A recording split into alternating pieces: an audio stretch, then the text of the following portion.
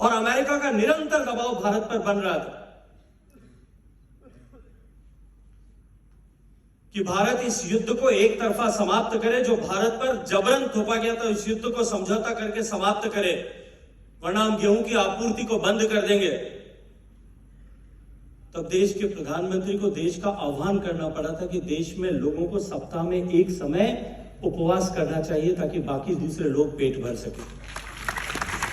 और नेतृत्व पर विश्वास की पराकाष्ठा, मुझे स्मरण आता है मेरी दादी मां जीवन के अंतिम पड़ाव तक सप्ताह में एक दिन उपवास करती थी, और जब हम उनसे पूछते थे कि आज कौन से भगवान का व्रत है तो वो कहती थी कि आज शास्त्री जी का व्रत है। ऐसे देश में लाखों लोग होंगे जिन्होंने वो व्रत किया हो ताकि देश के दूसरे लोगों को खाद्यान्न मिल सके, उनको भोजन मिल सके। मित्रों, उस कठिन दौर से निकल करके, क्योंकि यहां देश के किसान यहां बैठे, मैं किसानों से चर्चा कर रहा हूं, मैं अभिनंदन करना चाहता हूं आप सबका। मैं अभिनंदन करना चाहता हूं कृषि क्षेत्र में काम करने वाले उन सब वैज्ञानिकों का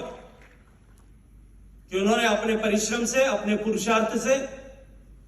आज देश को खाद्यान्न के लिए न केवल सक्षम बनाया, न केवल आत्मनिर्भर बनाया, अपितु आज हम दुनिया के बड़े एक्सपोर्ट हाउस बनकर के उभरे। हम सब सम्मान के साथ में यह बात कह सकते हैं कि आज दुनिया का सबसे ज्यादा खाद्यान्न उत्पादित करने वाला देश हमारा भारत। हम सम्मान के साथ में यह बात कह सकते हैं कि हम दुनिया का सबसे बड़ा दूध उत्पादन करने वाला देश है।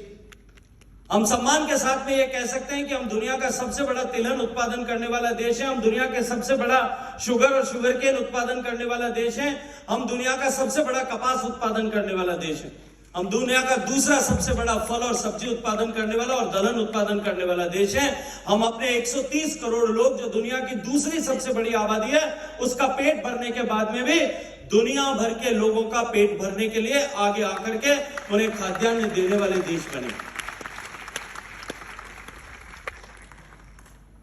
लेकिन इस इनपुट बेस्ड एग्रीकल्चर के कारण से जिस तरह की चुनौतियां देश में आज सामने आ रही, निरंतर रासायनिक खाद का प्रयोग करने और रसायनों का प्रयोग करने के लिए रासायनिक कीटनाशकों का प्रयोग करने के चलते जिस तरह का दबाव हमारी धरती पर है, जिस तरह से कार्बन कंटेंट हमारी धरती में कम हो रहा है, और निरंतर फर्टिलाइजर की आवश्यकता जो है वो हर साल दर साल जिस तरह से बढ़ती जा रही, इनपुट बेस्ड एग्रीकल्चर में लागत जिस तरह से निरंतर बढ़ती जा रही है, उसके चलते आज हमारा किसान उत्पादन बढ़ने के बावजूद भी दबाव में है, तकलीफ में है और मजबूर है। इसी विषय को समझते हुए देश के प्रधानमंत्री आदरणीय नरेंद्र मोदी जी ने 2014 में देश के कृषि क्षेत्र में काम करने वाले लोगों, किसानों और किसान के बेटों को इस बात की जानकारी हो कि मेरे जमीन की सेहत कैसी है, उसके हालात क्या है, इसे लेकर के देश में एक सॉइल हेल्थ कार्ड स्कीम का प्रारंभ किया था, ताकि किसान ये जाने, ये जानना उसका अधिकार होना चाहिए कि मेरे जमीन में किस तरह की उर्वरा का पोषक तत्वों की आवश्यकता है और अनावश्यक रूप से खाद का प्रयोग कम हो और उसके इनपुट कॉस्ट को कम किया जा सके। और वहां से लेकर के आज जब हम नेचुरल फार्मिंग की बात कर रहे हैं, माननीय प्रधानमंत्री जी जब पूरे देश का आह्वान कर रहे हैं कि हमें नेचुरल फार्मिंग की तरफ जाना है, ये एक संपूर्ण यात्रा जो है इस देश को आने वाले समय में विश्व में एक नए और एक ऊंची पायदान पर बैठाने और ले जाने की दिशा में बढ़ते हुए चरणों की पूरी श्रृंखला हम सबको दिखाई देती है। मित्रों, नेचुरल बेस्ड फार्मिंग के बारे में आचार्य बालकृष्ण जी ने अभी विस्तार से कहा है। जीरो बजट नेचुरल फार्मिंग, जिसमें कोई भी न्यूनतम लागत के साथ में हम अधिकतम उत्पाद कैसे पैदा कर सकते हैं।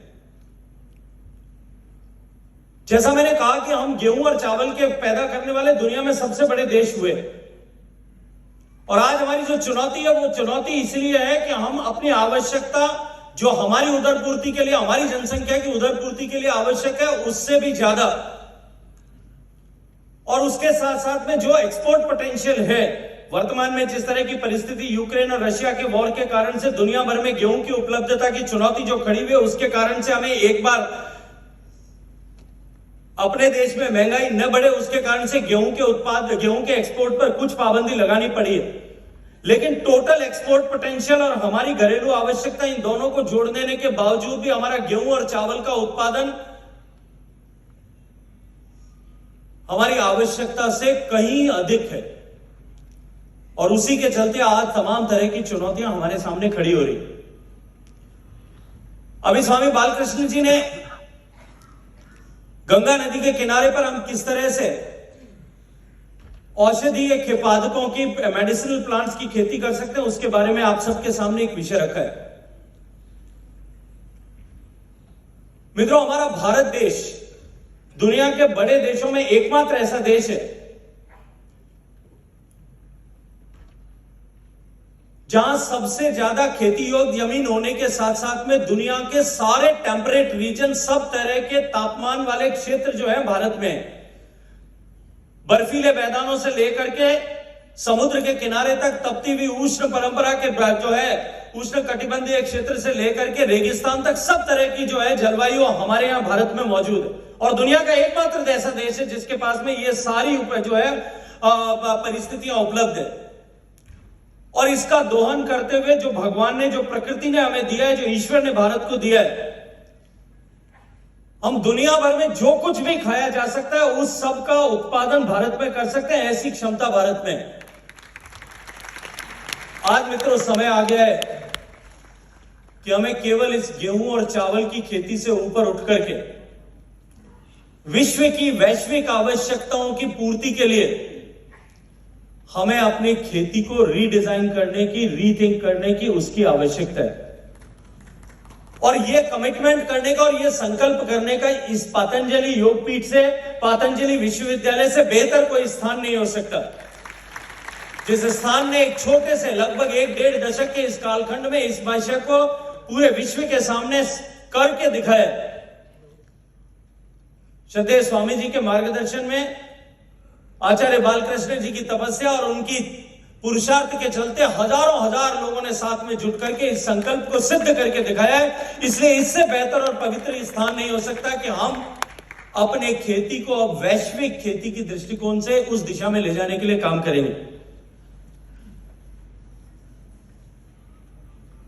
आदरणीय स्वामी जी जब अभी चर्चा कर रहे थे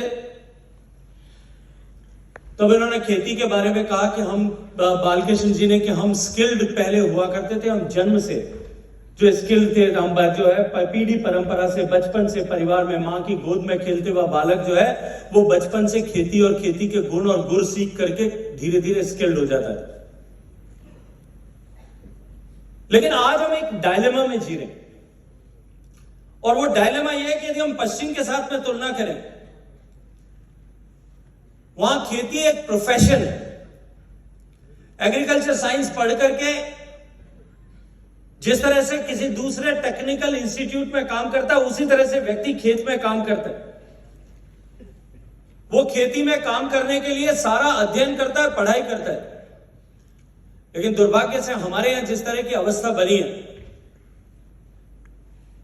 पढ़ने के लिए तो बच्चा स्कूल में जाता है, वही पढ़ाई करता है जो वो कलेक्टर बनने के लिए या डॉक्टर बनने के लिए करता है, और बाद में उसको अंततः जब कुछ नहीं बन पाता तो खेत में जाकर के काम करना पड़ता है। और जो कोई भी, इससे भी बड़ा दुर्भाग्य यह है स्वामी जी,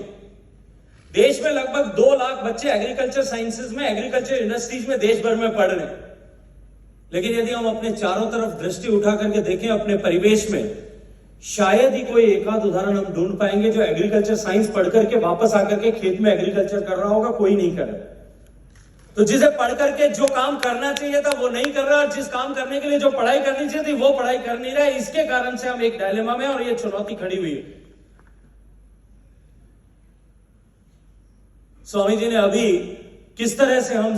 जो है जीरो बजट नेचुरल फार्मिंग पर काम कर सकते हैं, पतंजलि और नमामि गंगे मिलकर के किस तरह से इस विषय को आगे ले जा सकते हैं, इसके बारे में विस्तार से चर्चा की है। लेकिन साथ ही साथ मैं आग्रह पूर्वक कहूंगा कि सही व्यक्ति खेती के साथ में जुड़े, और जो खेती के साथ में जुड़े हैं वो सही ज्ञान के साथ में खेती करें। इस विषय को आगे ले जाने में भी पतंजलि विश्वविद्यालय जैसे संस्थानों की आज देश को वर्तमान में आवश्यकता है। मित्रों, हम सब जानते हैं कि जल जीवन का आधार है, और जल के बिना किसी भी तरह के जीवन की सृष्टि की कल्पना नहीं की जा सकती। आज जब हमारे वैज्ञानिक मंगल ग्रह पर जाते हैं या देश दुनिया के सृष्टि के अन्य ग्रहों पर जाकर के वहां खोजते हैं, तो सबसे पहले पानी को खोजते हैं। क्योंकि यदि जल उपलब्ध होगा तभी वहां किसी तरह के जीवन की कल्पना की जा सकेगी। और यदि किसी ग्रह पर इस तरह से जल जैसा कोई तत्व यदि उनको प्राप्त होता है या प्राप्त होने की संभावना बनती है, तो उनकी जो है चेहरे की चमक और रोशनी कई कई गुना बढ़ जाती है। ये जानते हुए भी कि जल जीवन का आधार है और जल के बिना किसी भी तरह के जीवन की कल्पना करना संभव नहीं है। जल के किनारे पर ही, जल स्रोतों के किनारे पर भी विश्व की सारी संस्कृतियों का विकास और उद्भव हुआ है। और एक ऐसे देश के निवासी होने के बावजूद भी जिस देश में जल को जगदीश मान करके पूजने की परंपरा थी, जिस देश में जो देता है उसे देवता के रूप में पूजने की परंपरा थी, जो देता है उसे दाता के रूप में और दाता को देवता के रूप में मानने की परंपरा थी, चाहे वो प्रकृति के घटक होंगे, चाहे जल होंगे, चाहे धरती होगी, धरती को माता के रूप में, कपिला को मां के रूप में, जो है वनों को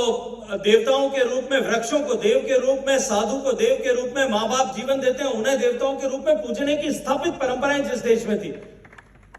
ये दुर्भाग्यपूर्ण है कि आज उसी देश भारत में दुनिया के सबसे ज्यादा कंटेमिनेटेड वाटर रिसोर्सेज है, सबसे ज्यादा प्रदूषित जल संसाधन है। और आज जब दुनिया के सामने आने वाले समय में जल की उपलब्धता और निर्बाध उपलब्धता एक बहुत बड़ी चुनौती बन गई। जलवायु परिवर्तन के इस दौर में जिस प्रकृति को थामने के लिए हम जिन वैज्ञानिकों के भरोसे पर आगे बढ़े थे, वो वैज्ञानिक आज सबसे ज्यादा डरे और घबराए हुए प्रकृति के परिवर्तन, जलवायु के परिवर्तन से हैं। उस परिस्थिति में